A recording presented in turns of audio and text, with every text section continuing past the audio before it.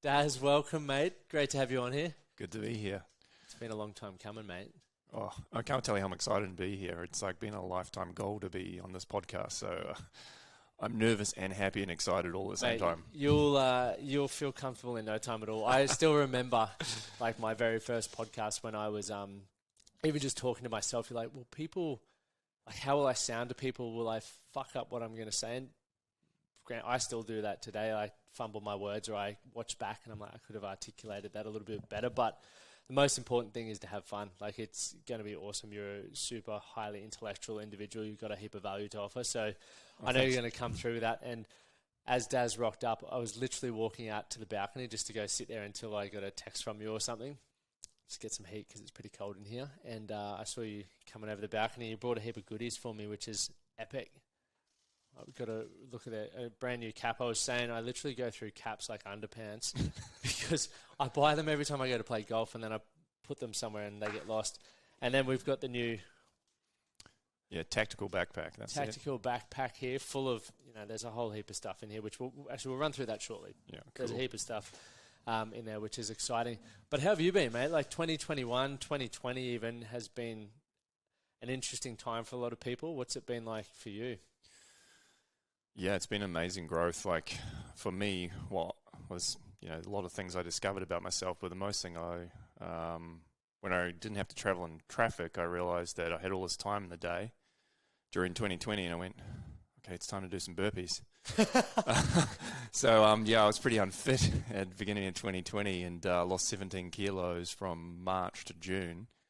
17? Yeah, 17. What do you do differently apart from a few burpees? Well, actually, it's a really funny story. It came about from when we were sitting in Newstead. We would at one of your men's circles, and I was talking about my back pain and all that kind of stuff. And then someone shared with me about the back pain. I said, "That's who you are now. That's not who you are." And he said, "What would life be like if you took that approach?" And so I just went, "Okay, that's it. I'm done with this back pain." And from the week afterwards, we just started training in Pilates. And then from there, just, my back started getting better and better. And one of my mates, JP, just said, "Look, I'm going to be committed to supporting you through this." So every week for over a year, we were up to 2 years now. So it'll be 2 years in January, would have done Pilates week on week. And just slowly over that time it built. And then when I got to the point where I was a bit stronger in my core, started just going hell to leather outside doing high intensity workouts. So I remember your back was like properly fucked. Yeah, it was. I remember you'd make a little bit of progress because you were training with Brad. It was Brad Brad at the time. Yeah. And you'd make a little bit of progress and then it'd go twang again all of a sudden. So obviously throughout having that mindset shift, because you can probably throw that way of thinking into many areas of your life where we're attached to something on ourselves, whether it's being sad all the time or overweight or having a sore back. But it's like, yes, that may be where you're at currently, but that doesn't define who you are as an individual. How was it like when you made that decision to just go, look, that's not me anymore? Did you feel empowered again, even though it was a long journey? It's been 2 years and counting. Yeah, it was. And it was just crazy how it just happened. It was just like, it just kind of struck right through me. And I was like, why am I living this life like this is who I am? Like, what would it be like? And it was instant. It was like, okay, that's who I am right now, but it's not who I am.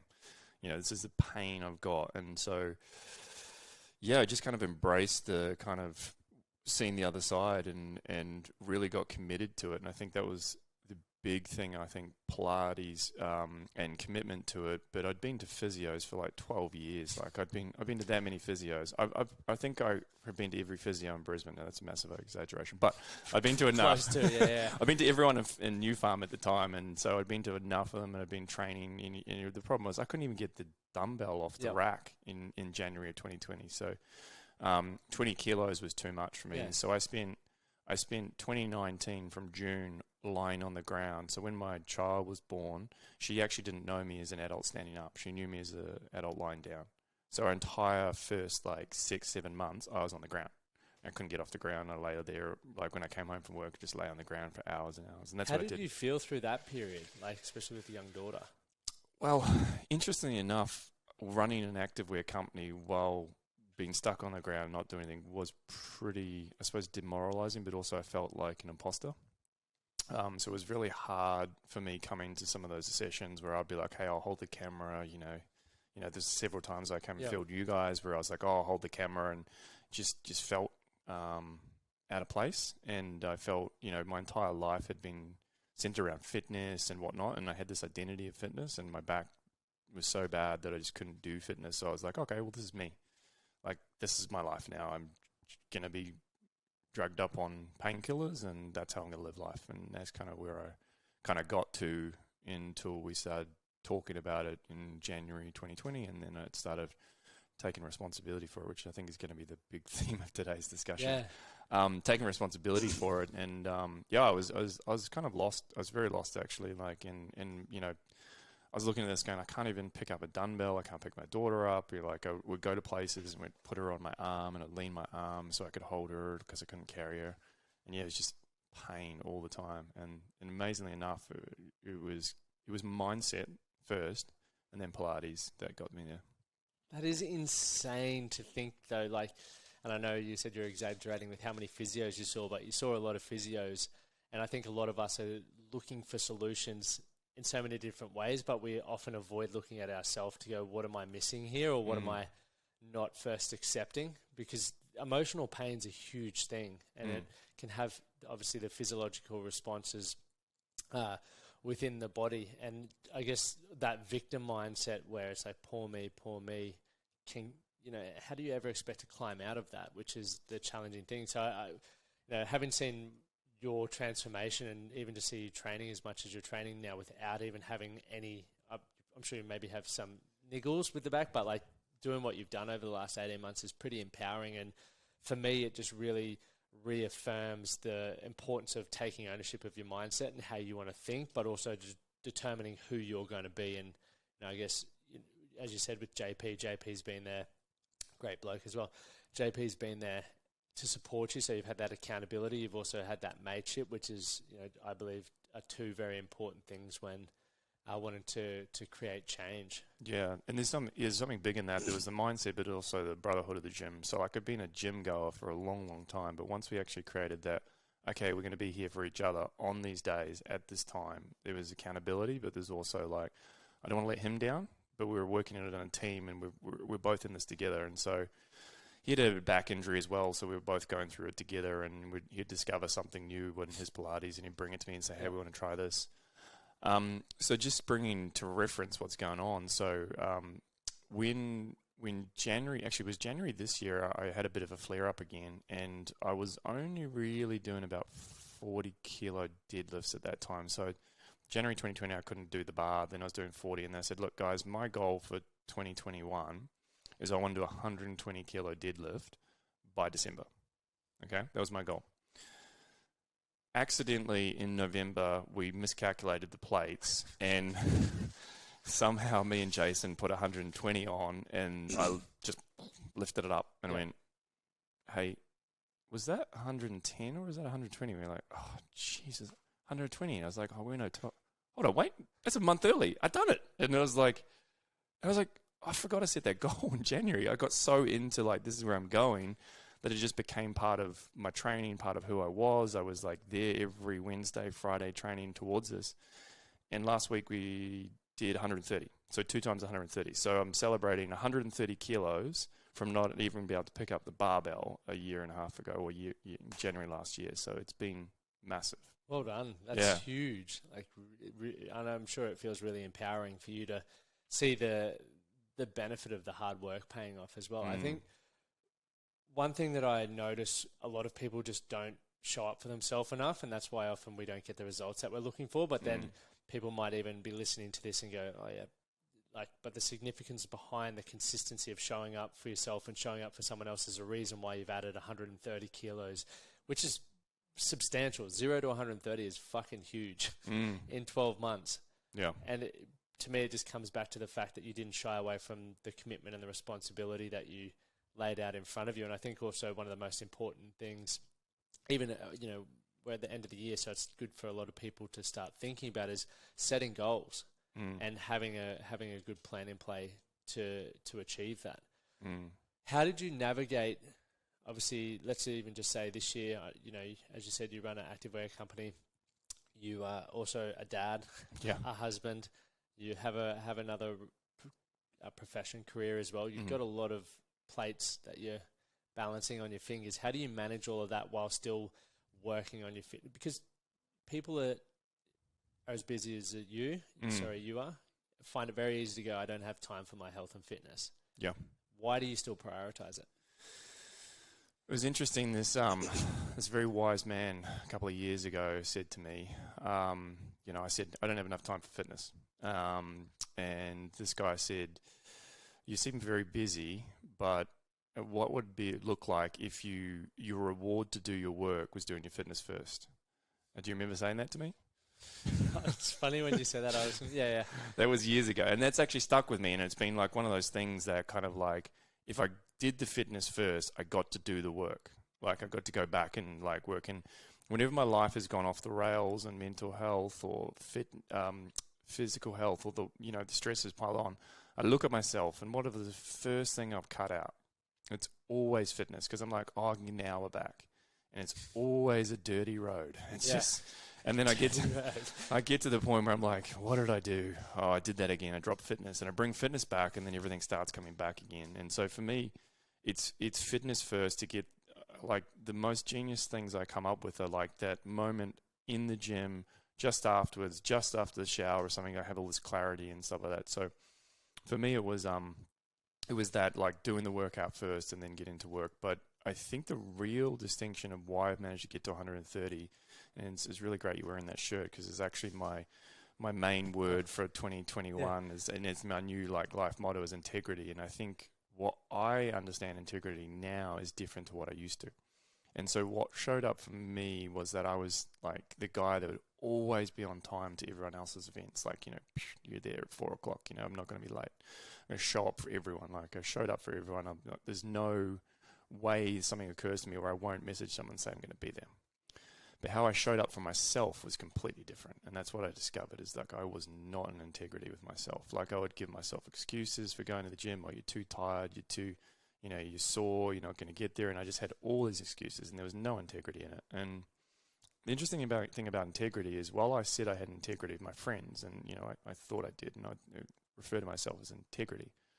Integrity is like a drop of ink in a bucket. Like it just spreads out. And when you have a lack of integrity and you drop that into a bucket, it just goes, and like, I didn't have any integrity with myself. And so if I didn't have integrity with myself, was a really kind of integrity. And what integrity looked like to me was that there was zero events that occur in my mind where I'm not going to the gym. So if I said I'm going to be there at 5:30, there's no kind of like way that occurs to me that I'm going to sleep in, right? I've got to the point now through just consistently working on this that my body actually tells me it's tomorrow is gym day and you're going to go. I don't even use a calendar for this because it's become a habit. But it was integrity that got me. I'm not going to let myself slip on this. To the point in Gary Keller's, you read his book, like The One Thing. It's an amazing book. He talks about habits. So in the initial phase when I was working with JP, it was like, I've got to be there on time at 5:30 to make sure I'm not late for him. So I was kind of like about him again, And then I went, after a certain while, it started becoming this bit of habit. But I was like, no, I'm doing this for me. Like, I'm going to be here for me. And then there's times that he couldn't make it and whatnot. And I was there every time at 5:30 starting training, like just continually. So the point now it becomes an absolute habit. Like it does not occur to me not to go at that time. And 66 days passed, it's now part of my life, and now I have like absolute integrity with that. Like I will be there. There's been nights where I've been up almost all night with my daughter, like I've got a 2-year-old and a 4-year-old, and she's screaming all night, and again, I'm still there. And so I'm like, it's just become this thing where integrity is, there is no lack of it. It's just, you did it or you didn't. It's like, definitely. Yeah. Thanks for sharing that because that's a powerful way to separate what it means. Like a lot of people do show up for things that are bigger than themselves or other people, but you're always the first thing to sacrifice is like, oh, I'll sacrifice maybe the time you want to read, maybe the time with your partner. I was thinking about this today. I have a coffee on Monday, which I just rescheduled because I make all these coffees, and I always try to set intention with them. But this one was organised at the Christmas party, and I was like, well, I haven't spent much time with my wife lately. I could, like, that time would be better used with my wife, like, unless there's some sole intention. So I was like, I'm going to have to send out a form for, like, what's the purpose of this coffee?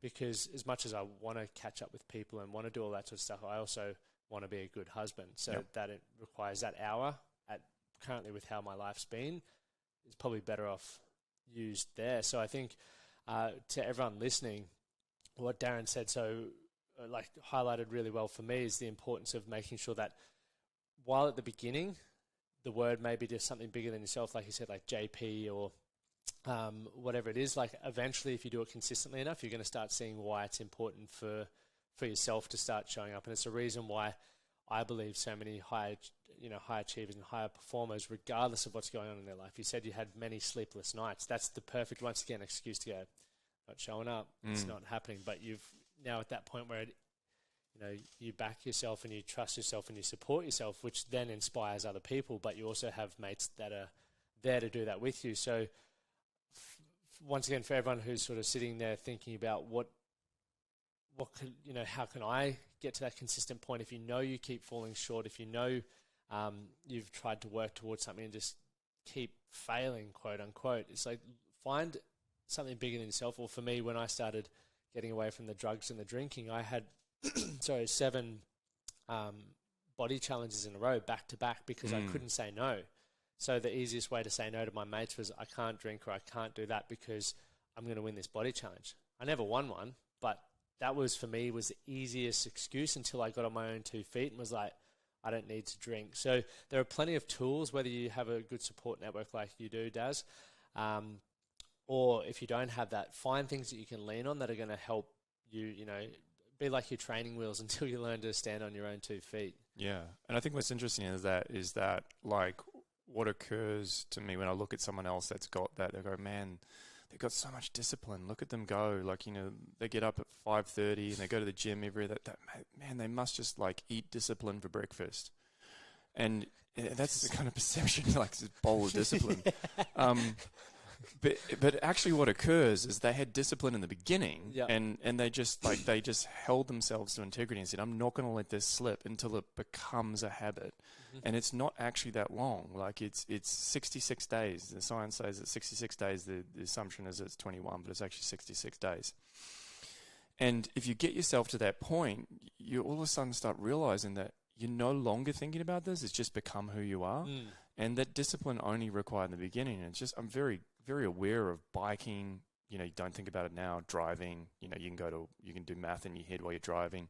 There's so many things in your life that just become habit and have become habit in a positive or a negative way. Sometimes more negative ones. And you realize that it was actually some discipline originally that was keeping you there to do something. And so for me, I realized discipline is only required until it becomes a habit. So another one I took on this year was cold showers. Someone challenged me, why don't you do cold showers? And I said, not for me. And I went, oh man, this is where I am now. I've got to do everything I resist. Yep. So middle of winter, I'm like, cold showers it is. So I started doing cold showers, and the first one sucked balls. It was so cold. It was the middle of winter. It was like those, I don't know where it is, but the water temperature's like ambient. And I'm like sitting there going, this is the worst pits. You're like 10 seconds is terrible, right? Your body's shaking and stuff like that. But then I got out and I was like, whoa, my skin's alive. Like I'm feeling good. I'm like, okay, I'm going to do tomorrow's one. And then like, I'm going to do the next one. And then I got to 7 days and I went, okay, maybe what would happen if I did 2 weeks? And then all of a sudden I'm at a month. And then all of a sudden, and now I've been doing cold showers since the middle of June. And I actually cannot get out of the shower now without slamming it onto cold and just sitting there because it's now become a habit. And it's kind of funny. I was just it was discipline to start with to keep me in the shower. Admittedly, it's a lot warmer now in summer, but for now, it's like I'm not going to let myself get out of the shower without being cold. So for now, I am now doing cold showers every day, no matter what, as a habit. It's awesome.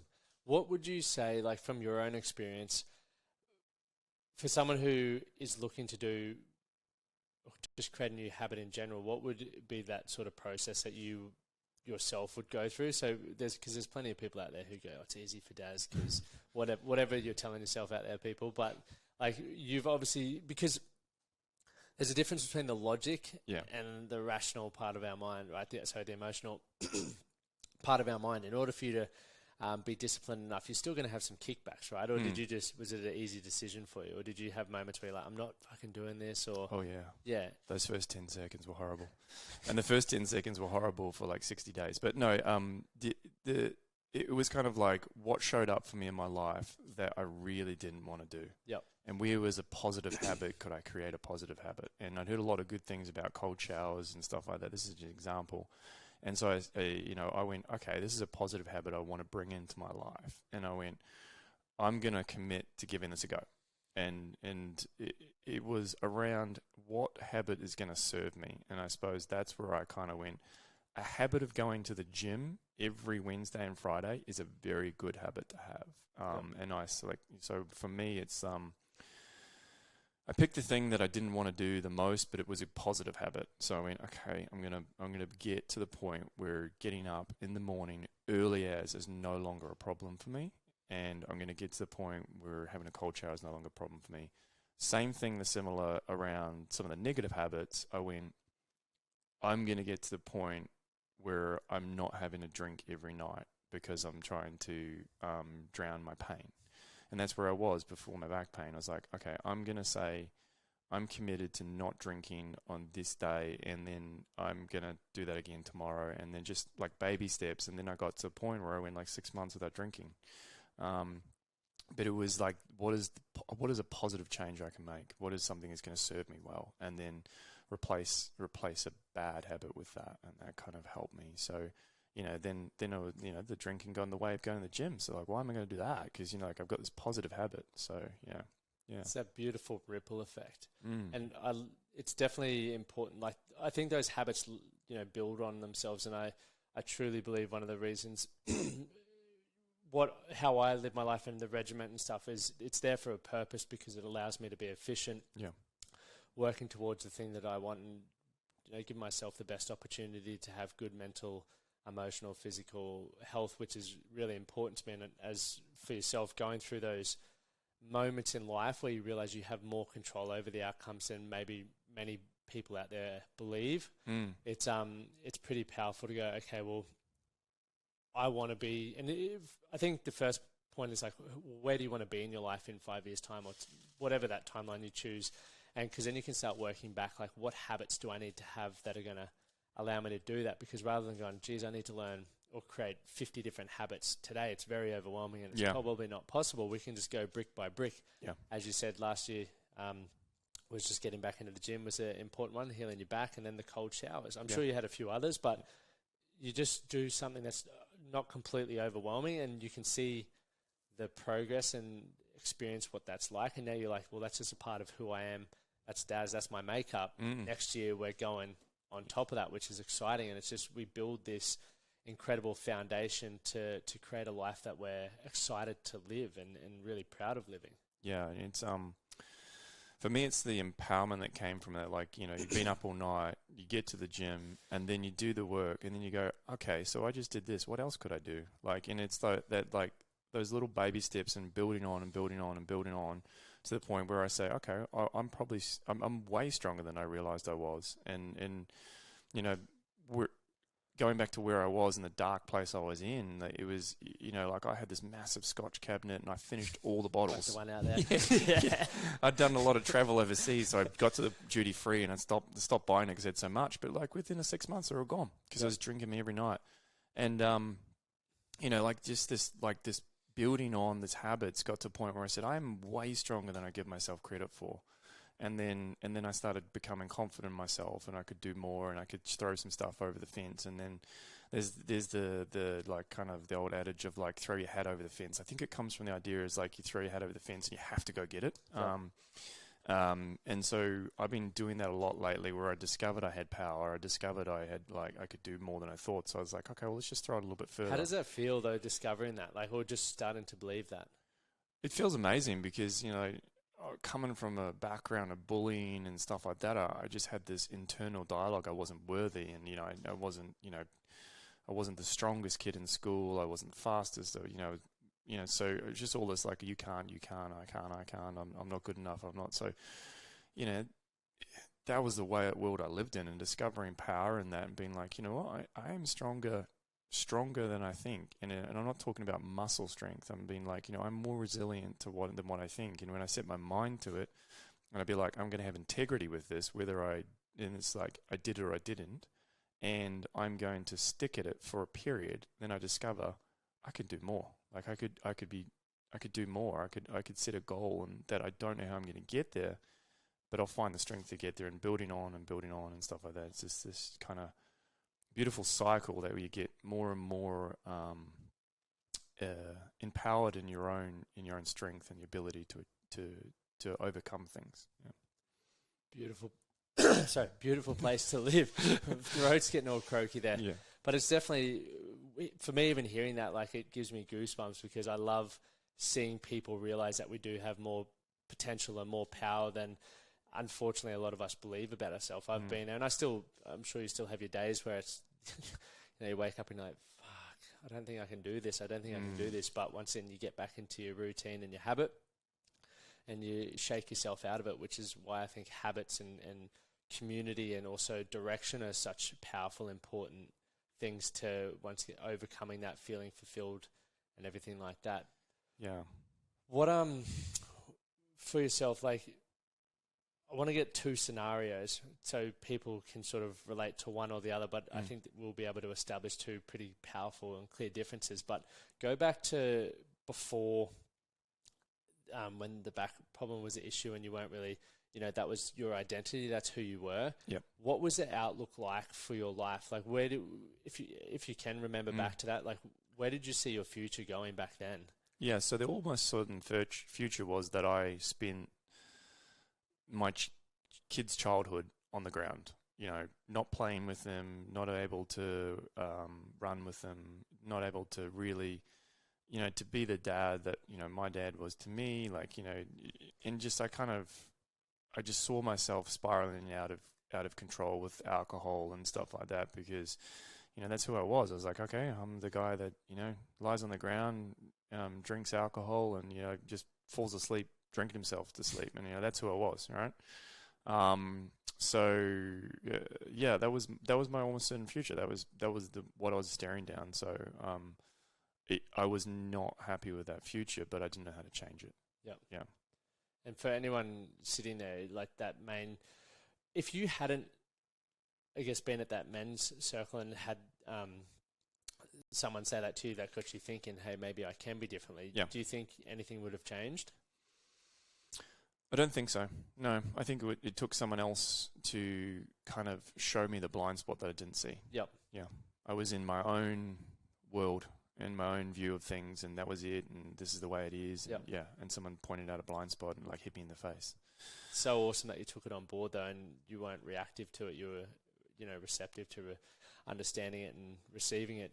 I think that's also what highlights why, for everyone who's even listening to this, like, you guys are, and ladies, sorry, are doing brilliantly, because you're investing in yourself. You're listening to conversations that I'm sure even what Daz has been saying here now has been sparking thoughts and maybe highlighting things in your own life that maybe challenges or giving you an opportunity to look at things differently, which I think is extremely powerful, but also investing time in, for me, the people I spend time around, if they don't challenge me, empower me, or make me feel valued and heard, and obviously want that to be reciprocated, I don't want to spend a lot of time with them. And it's not due to the fact I feel like I'm better or worse. It's just I believe there's so much value in having good people around you. So, yeah. And that's obviously what you've done as well. But take us to now, obviously, with the outlook and the mindset that you have. Where do you see your future going?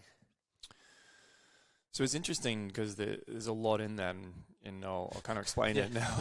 We can unpack it a bit. Yeah, we got time. Unpack it a bit. So the big thing I think around the positive habits and in where I'm picking my positive habits is actually from a North Star. So it's like, where am I going in 5 years? This is what you said before. And picking the what is my ultimate purpose and kind of going towards that. And for me, where I am now, I've set a goal and a purpose.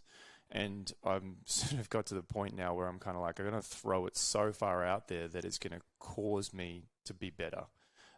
Because anything that I'm putting in front of me right now or making decisions with it, it's usually inside of my wheelhouse of what I currently have, and which also doesn't cause me to step further. So for me, it's like, hey, there's my North Star, and I set my North Star out as being, being a leader in the energy transition in Australia, but also having a meaningful impact on 100,000 men within 5 years through Weapon. And, that's a lot of people. And meaningful impact means that they come to one of our events.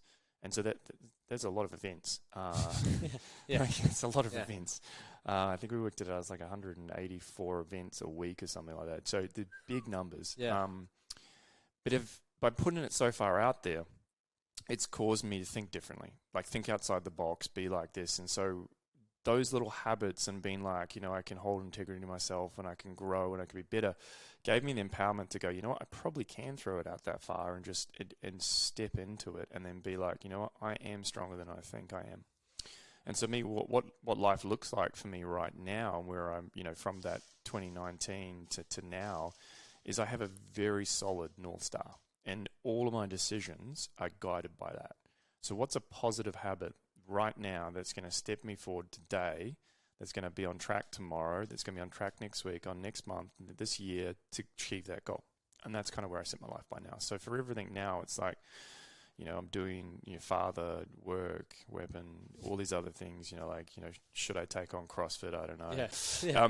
Is that going to get me to my goal is the thing, right? And so all of my decisions, and then I choose a positive habit to support that. And so, and it's the book, like One Thing by Gary Keller, was transformative in my life in the last year, is along with a lot of the work I've done in personal development. But that one was kind of like, what is your one thing today? What are you doing today? That's the most important thing you should be doing right now, and get that done first. And that's how I'm going. But how do I decide my one thing? Is where's my North Star? Because every journey is taken. Every journey is started by the first step, right? And you do 10,000 steps, but a first step in the wrong direction is 10,000 steps in the wrong direction. Yeah, bang on there. Yeah, and so a lot of overwhelming feelings that I have about myself or doing things actually came from doing things that weren't on target with my purpose. Yeah. There are many people out there who don't have their North Star, right? They feel directionless. They feel like they're stuck in a rut. Yeah. What was the process you went through to find that? It was a lot of discovery about looking at myself as to what my values were, and then kind of looking at, who I'd become and how I was acting with a certain bunch of things, and being like, okay, if I distilled this down into not a job or not owning a certain thing, but just a way of being or something like that, what would that look like? And that took a fair bit of work, and there was a fair bit of giving myself time, just being like, okay, what does this look like? What does this look like? And I actually spent a fair bit of time alone. Now, when I say a fair bit of time alone, how did I get that time with kids? It was 5 in the morning. Sat in the car, yeah. Or sat in the car, or waited until they fell asleep, or holding the baby in the 4 in the morning.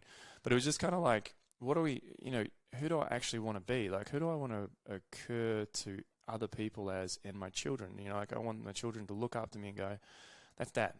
That's who he is. And that set my North Star, and it was values, and it was how I wanted to occur to people. And I wanted to occur to someone is with integrity, with power, and leadership, and a man of my word. And that's kind of the way I set all my goals now, is how I occur.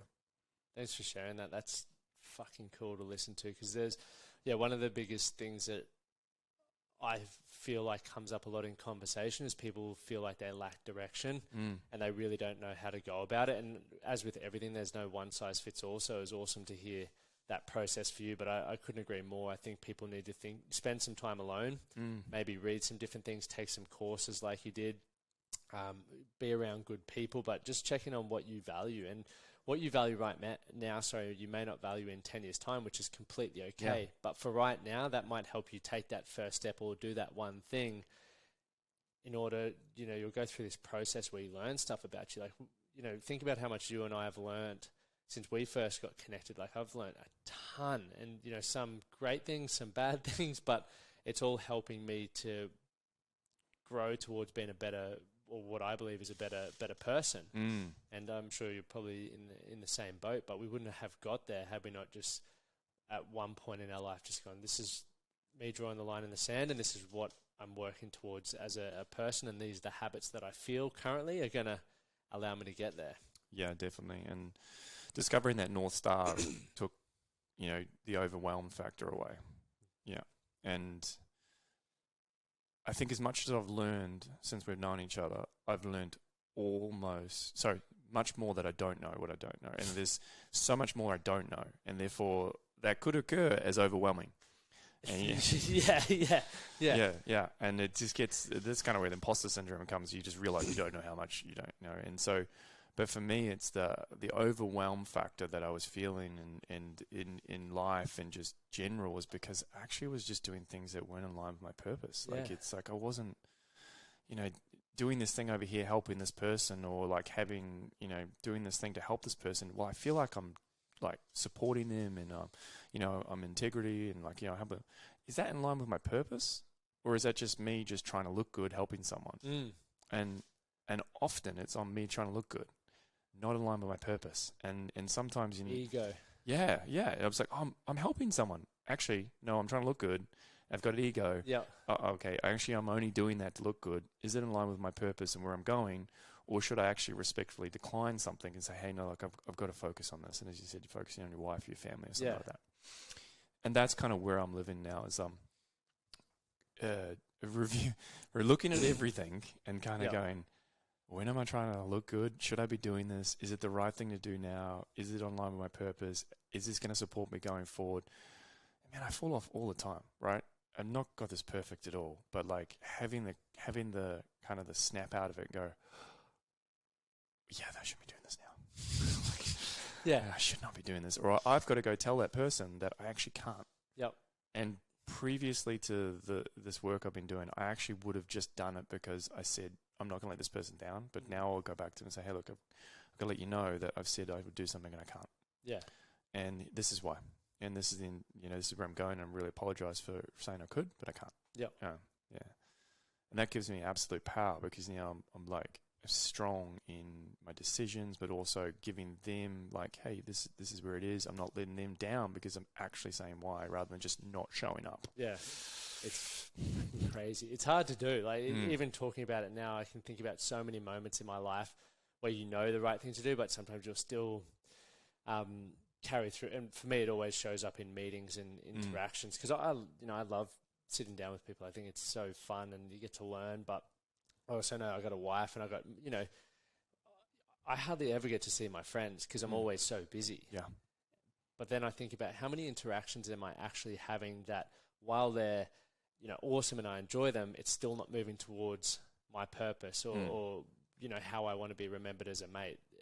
So it's taking, I guess, as you sort of touched on earlier, where you take time by yourself to check in on that regularly, whether it's through meditation, going for a walk by yourself, sitting there at 4 a.m, with your daughters, just chilling out. Like there's many ways we can do it, but it's also, some people just don't like that alone time, which that's completely fine. But I still think it's something very important that people need to get comfortable with, because otherwise we can, take a wrong step in the wrong direction. If we keep taking that step, we're going to be much further away from where we wanted to be. First time I was alone with myself, it was a scary thing. I realized I did not like me. I jumped into a float tank with no preparation, man. 90 minutes of hell. How insane. They're like an anxiety chamber. Hey, man, it was just like someone turned the kettle on. Yeah, just like, this is the worst thing I could have ever done. You're not wrong, man. Yeah, I was like, why did I sign up for the 90-minute version? Yeah, and so I realized I really did not know how to be alone. Yep. And getting comfortable with that has been really, really powerful. And I think, I can't remember what religion it is, but the monkey brain, they talk about it. And it's amazing to realize that you're not actually that monkey brain. Yep. And it can be quietened fractions of time. But once you do quieten it, like real truths come through. And when I did that first float, Just like for like 90 minutes. Yeah. Just everything was wrong. Just like, you're not good enough. All these things just came up, and I just went, whoa. The only reason it's always there, but there's other things like vision. We distract ourselves, right? Yeah. I was like, wow, this was hectic. I don't want to do that again. And I got very comfortable over the last 2 years with that silence. Yeah. Sitting, being quiet, quietening that mind and finding clarity. And it does occur for people. They just don't realize. It's that time when you just get up in the morning, you have a shower, and it's like the amazing thing. Or you walk up and you're doing a workout, and you can't think of anything. Your mind goes quiet. And you're like, this would be a great business idea, or this would be like a great menu, or or you're driving and you completely don't remember how you got there, but all of a sudden there's this clarity, and that's when those moments happen. And when you can master that, I don't have it mastered, but when you can get better at like sitting in that silence, it gives that subconscious ability to come forward and say, here's a good idea. Yeah. It's definitely, I couldn't agree more, whether it's going for a walk or anything like that, but I love it. To be honest, like even tonight, Amy's out, so it's just me time. I've got a good book. I'm just going to chill out and meditate. Like I normally lay down here and meditate, which is weird, but it's my jam.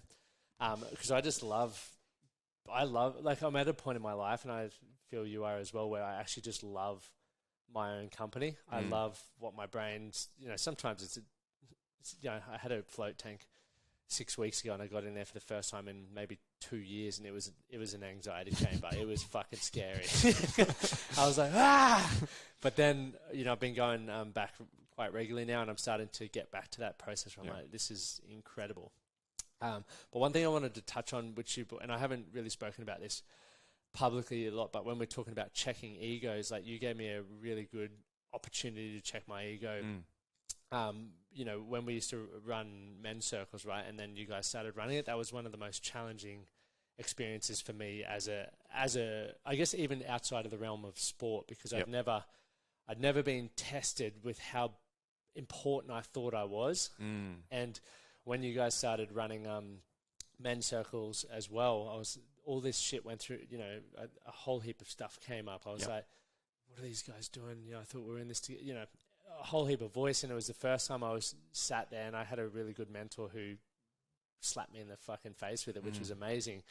To have this opportunity to sit with myself and check in and be like, how important do you really think you are? You should be championing,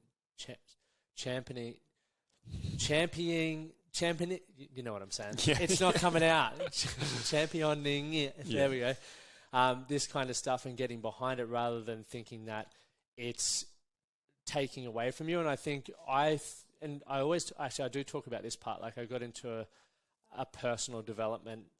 I got a personal development ego where I thought I was superior to people because I'd read more books, I'd attended more events, I'd spent more money on myself, all this sort of hoo-ha bullshit. And I realized that the work never stops through that moment. I realized, at this point I thought, I'm good with everything. I'm good with my anger. I'm good with my identity. But you get challenged in certain ways and stuff pops up. Yeah. And it was really hard for me to deal with for, I reckon, 3 months. It was the biggest challenge for me to deal with, because as a bloke, you're an incredible person. But then there was part of me that was like, how I would have used to have responded would be just to cut everyone out and act like a little boy, which I did do to a degree. So I think even having you on here today is a really exciting time for me personally, because I've had to let go of stuff over, and not just with this situation, so many things in my life that I've always held on to, because it's made me feel, I don't know, it's just made me feel tough by being able to hold grudges and stuff like that. But I've also learned that it hasn't served things. I've missed out on plenty of opportunities, plenty of conversations, and plenty of progress because of my own shit, because of my own ego. So I wanted to bring that back up because we were speaking about it. You touched on ego just before. And I was like, ego for me is still a big thing. And I even know to this day, like when I've had people co-run events and stuff, there's still part of me that's, I'm like, I want to be recognized. I want to be seen. Yeah. But then days in the office, I'm like, I don't want to be seen. I want to have someone else be seen. So I'm like, I've got this internal battle. Yeah. But, you gave me that opportunity to fucking stare down the barrel at it, which had that not have happened, who knows what would have happened, right? Like, I don't think I think I would have been flying in my hot air balloon thinking I'm fucking made of gold. Maybe not that, but like, I would have been on a different trajectory, than having to deal with some of those challenges. But I'm also very grateful. Like I said, I have really good support networks around me that when I want to voice things, they can give me either a pat on the back or a punch in the ribs, depending on what's needed at that point in time.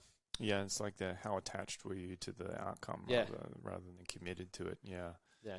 And it's interesting because, like, somehow we've moved into this spot in Newstead where there's like, for every 100 people, there's 20 performance coaches. And like, other groups doing the same thing. And we went through somewhat similar, like, with other brands, like, and other groups, like, mimicking, like, the sessions that we run. And, like, attached to the outcome, and then realizing the fact is the problem is so much bigger than us. Like, like we're making this all about us. And, like, when we actually look at the statistics and the amount of men struggling and women struggling out there in the space, is like, we should be supporting everyone. Like, we should be out there and going, hey man, how can I support you to do this? Because we need as much help as we can.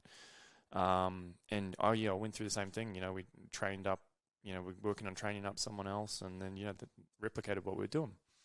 But it's interesting about what you said about, like, how we started doing something, because at that time I was so like, Lachie needs to do all this talking. I've got nothing to talk about. Like, I'm not someone that anyone wants to hear.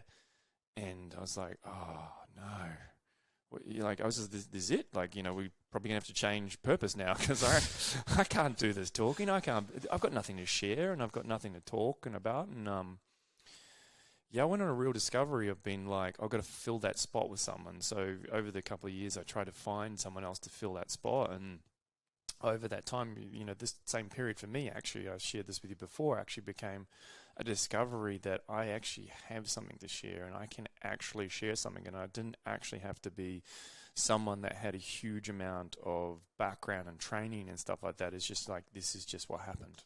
Like, I went through this breakdown. In 2015, I had this catatonic event where I couldn't get myself off the ground. All the electronics like freaked me out. It took me, like, rang my wife and said, we need to go to the bush. Just get me away from everything. Just left everything behind. I was just cooked. Like, my brain was hot. And coming back to work the next week, I did like 5 hours and just walked out. And it took me over a month to kind of like get to a 8-hour day. And that was kind of the premise and the start of this. I kind of like, I need to do more. But I didn't feel that I could share that. Like, I didn't feel that was like good enough to be out in the space and sharing about it. And what I've thought I needed to be is, I thought I needed to be trained and have all these experiences and be able to talk like you and, like, do all these things. And I went through the process. I realized I don't actually have to be a guru. I just have to be sharing authentically with what happened. But I think that's what makes guru, right? Yeah. I think it's that imposter syndrome, right? Yeah. I remember when so prior to the Man That Can, I was doing network marketing, and Ben Kelly, yeah. So I still remember watching Benny on stage, and he was a bricklayer, I was a chippy, and when he spoke, I was like, that's who I want to be, and I made that decision that I was going to speak on stage, and that next sort of day, you're like, well, why would anyone want to listen to me? It's much like, I was actually talking to someone a couple of days ago.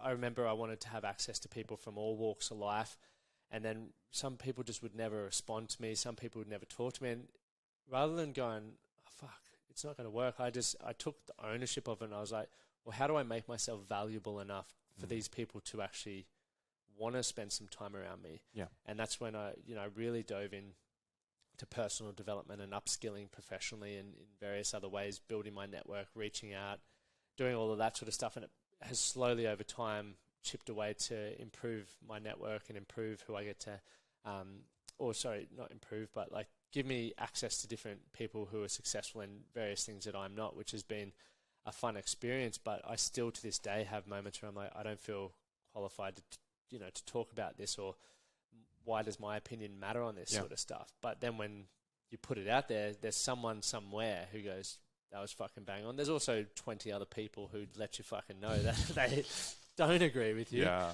But I think, I love the fact that you share your story. I'm so grateful to be able to do a podcast because we get blokes all the time coming on sharing their story, and I'm so fucking fascinated with some of the stuff that people go through, or even just how they perceive things. Sometimes I'm like, that's ridiculous, and other times I'm like, you've just changed my whole way of viewing that, which that's why I think more people should stop feeling like you need to be a guru. Yes, there is a time and a place for gurus and practitioners and everything, 100%. But as blokes, and also for the ladies that listen to this, when you're with your friends or when you're just hanging around people at events, don't let that hold you back from a good conversation. Like, you're going to fumble. You're going to maybe make some mistakes. Sometimes people extend the truth a little bit, but like, just practice it, reflect on the experience, and you'll get better at telling your story. You'll find out what are the important things that, you know, have the most, I guess, transformative experience for people to hear, and you'll find out the stuff that you can declutter so you're not talking for hours. Yeah. It's a fun process. Yeah, and one of the things I'm really committed to is changing the social norms around sharing. Like, you know, and that's really something that men struggle with, is actually what sharing authentically is. And it's almost impossible not to listen to someone when they're really authentic. Like, this is actually what happened for me. This is what the impact was. And you just get into it. You're just like, whoa. Someone's exaggerating, telling some massive story, telling a furphy. You kind of generally feel it. Oh, you kind of, 100%. you're just like, oh. But when someone's just going authentic, deep, you're just in it. And when you're in those men's circles and you're sitting there listening to someone open up and share stuff that they've never shared before, and on a deep, deep level, you just feel so connected. And I've found that I've felt like I've known those people for 20 years after sitting with them a couple of times. Yeah. And I'm just like, I just know you like we've known each other for so long, but it's actually that connection that occurs when you're really authentic, really, really deeply what's actually going on inside you. And that's where we talked about at a party or something like that, actually generally sharing, like you're actually generally talking about what may be going on for you, or how the impact of something, and just talking on that authentic level. And I think that's what I discovered. I literally didn't need to have a way to fix people. I just needed to say what was going on for me. Like, that's all I needed to do. And I'd be like, hey, this happened. This was the impact. I was in this dark spot, and like, this happened. And people are like, whoa, that's intense, or that's amazing, or like, this happened for me. And just this whole thing just spreads out, and this conversation, this connection happens, and not one did someone try and fix us. We just all shared what happened for ourselves. Yeah. I appreciate you sharing that, because I think it's so important for other men out there to realize that, because once again, it's easy for us to say, just talk. Like, it's reach out to a mate. Are you okay? All those things are great initiatives, but there's also the thing between our ears that holds a lot of us back. Yeah. Then we make up a whole heap of stories. As you said, I'm not worthy, or why would anyone want to listen to me? I'm not a guru. So, and when in the reality, as you said, it's like, none of that fucking matters. Yeah. Just talk. What's happening? Like, tell me what's going on in your life. And I think one of the reasons why with men's circles, I always make people introduce just their name, because once they just do that, 10 minutes later, they're still talking. Yeah. Like, but it's always that initial, if I don't have to say anything, I won't. Yeah. But if I say my name, I've just turned on the taps. Here we go. And yeah, like you said, you get to find out more about about this person than most other people will in their life in the space of a 90-minute session. Yeah, and it's amazing when those men realize, how much their conversation is ruled by looking good. And when they let go of that looking good inside of that space and they feel safe, the floodgates open. But people really get to know them. Like, some of the closest bonds have come from those circles. But we go for a burger afterwards or something like that, and you just literally can be with those people, and you just feel connected. And it's because we dropped the looking good and we just had an authentic conversation. I wish everyone could experience it. Like, if anyone out there gets the opportunity, wherever you're at, like, there's so many men's groups around the world now. Like, you guys are doing men's circles. We do a lot of it. There's heaps in the States. They're fucking everywhere. Just, I think, type in men's group wherever you are, and you'll find something out there, because it can be daunting to go to. I 100% get that, but you'll walk away feeling so empowered so fucking energized, and you'll be going, when's the next one? Like, that's how it's always been for me. Yeah, it is. And sitting in those circles, I'm always blown away. Like, I've never been to one where I'm not like, this is like vibing, because, you know, the connection and what people are sharing, and people come up to you afterwards and say, I've never shared that with anyone. Like, you know, ever. Yeah. Like, that was the deepest thing ever. And then, like, you know, this bloke's talking about something that, you know, is occurring to him as the most biggest thing in life. And to other people that might not be, but to him it was so governing in his life. He just needed to get the words out of his mouth, and he'd never actually said the words because it was all in his head. Yeah. And that's just an incredibly safe space to have. And sometimes when I do verbalize something, I really get a lot of clarity. And I think that men's circles give you that. Definitely. Yeah. Let's jump onto this. Sure. Because we're flying through time. What are we at? Can't even see. 55. Yeah, perfect. We're on track, guys. Awesome. But so obviously with Weapon, where you guys have apparel, I'm going to train in some stuff. I've already trained this morning, but I will train again tomorrow morning, as I do every day. But you're moving to women's wear as well, which is pretty exciting for you guys. Yeah.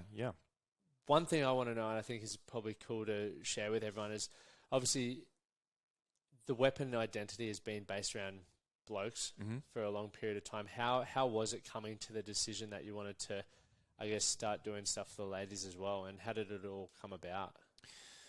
Actually, I was in a course, and I was in a landmark course, and it was a self-expression and leadership course, and it was talking about responsibility and also like taking ownership for stuff, and you know, we went around the room and like kind of wrote circles of like, you know, who, you know, the Weapon group and the gym group and friends and family, and like, you know, I kind of looked at my whole life, and I went, you know, and they said like, you know, what are you doing to, you know, transform those people or contribute to that, or like, you know, help those communities. And, you know, I went around and wrote all these things for like Weapon and gym and stuff like that. And then there was just like women in every group that I had nothing written next to. Like, I just realized that I had so many women in my life, and, you know, like, we were doing men's circles and men's groups and men's training, and I went, I've got 2 daughters, a wife, a mum, a sister. What are you doing? Where I'm like, see you guys, we're going to a mental health men's circle, but you sort your own stuff out. Yeah. And I was and I looked at it and I went, actually, you know what? I'm actually really fearful of this.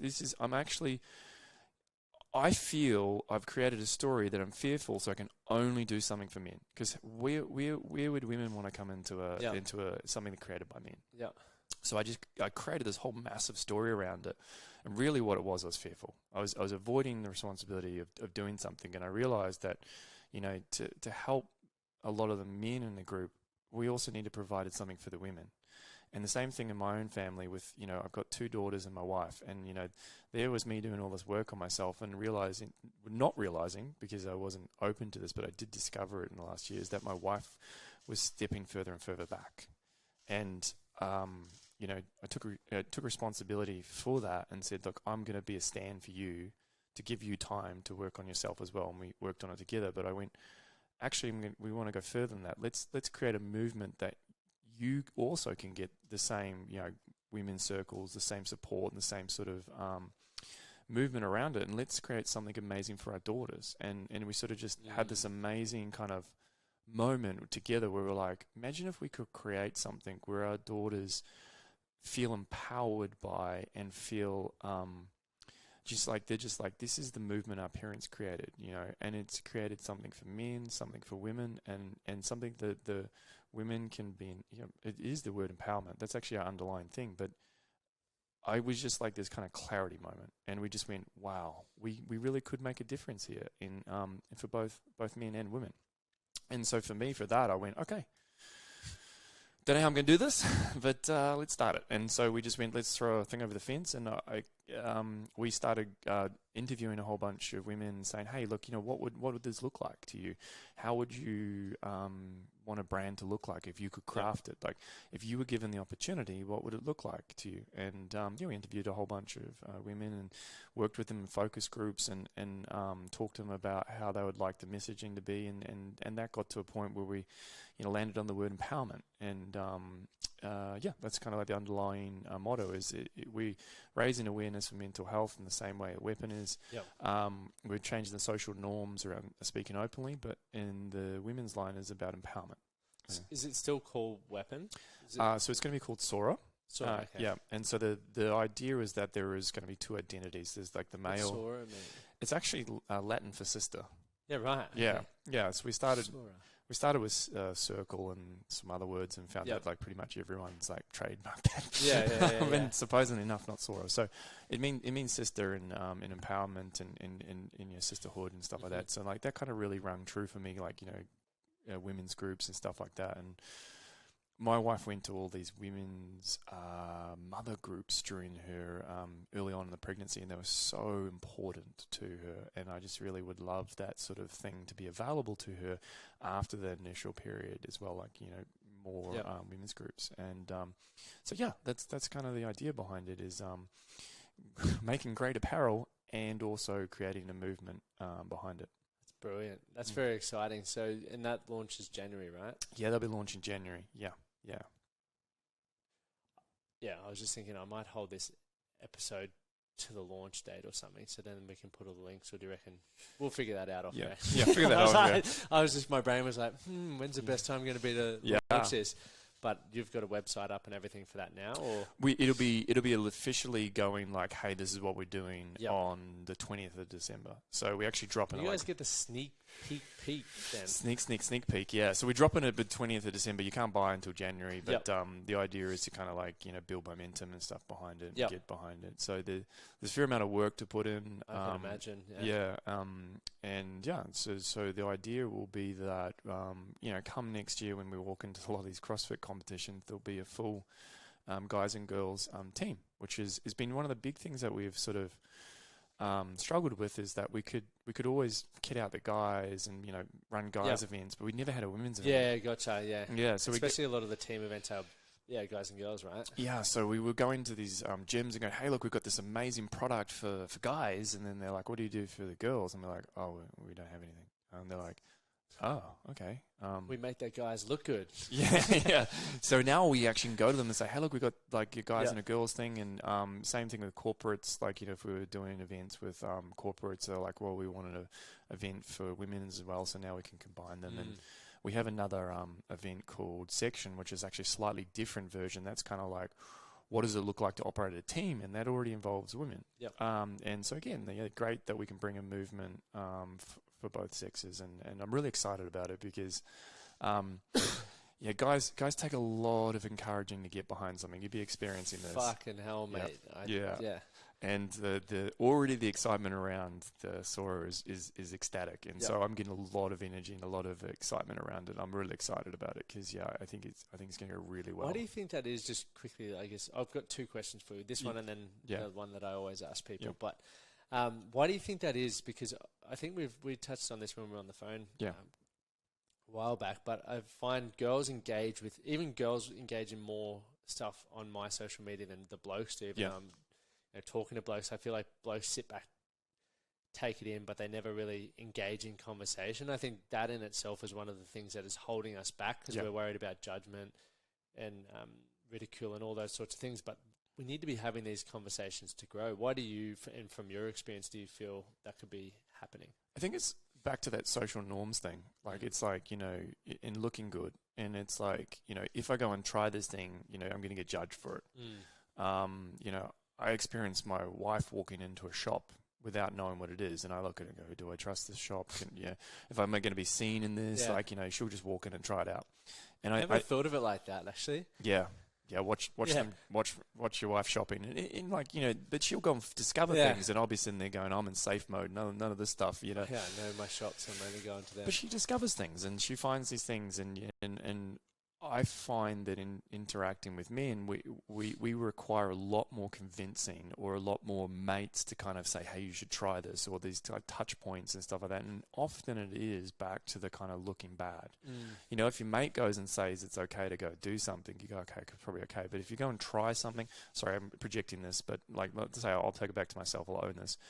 If I go and say, I'm going to try this new pair of shoes, I'm going to start wearing sandals with like high legs, you know, I'm afraid I'm going to get judged, right? You know, that's where I'm standing, right? You know, but if my other mate's wearing them as well, I'm like, oh, okay, cool. This has probably got some like, we'll probably do it together. Like, yeah, cool. All right. So I find that this quite often happens in this space is that we're not wanting to look bad, and so we won't comment on posts, we won't put ourselves out there, we won't share authentically because we're really afraid of like just looking bad. Blokes, we got to do it. Like there has to be those leaders, and it's that video on YouTube of the dude at the rave. Have you seen the one on top of the hill where he's just dancing in the mud, ridiculous dancing, and then it's like awkward for like 2 minutes, and someone else joins him, and everyone's like, and then all of a sudden you've just got this massive dance party on the hill. It's like that. You know, there's going to be a few brave faces, but you're going to lead the way for other people. And we desperately need these conversations to be happening because more blokes out there want more direction. They want more fulfillment. They want more satisfaction from their life. So if you have been in the boat and maybe you have that now, or if you're even looking for that, be a part of the conversation. Yeah. And asking a question is important. And because there's so many other people go, geez, I wish I asked that question. Like I'm just too afraid to, or, you know, that gave me the power to ask the next question. And it's the people that kind of just throw the hat in that support the other people. And then there's just like an avalanche or waterfall that occurs. What's your definition of being a man? I'm not really sure. That's challenging. I've never really thought about that. It's one of my favorite questions. I'll give you context, and if you've never really thought about it, the reason why I ask everyone is because I feel everyone hopefully has a unique definition, because some bloke out there somewhere will resonate to yours, because I'm fucking over as we all are, that generic, this is what a bloke should be, because it's clearly not worked for us as men. So it'd be cool to hear what your, I guess, idea or perception of that would be. Okay, big breath. That's the deepest breath I've thought. So now, when I think about it from me, it's that my definition of a man for me, or who I want to be, is someone that's authentic, someone that has integrity, and someone that's not afraid to look bad.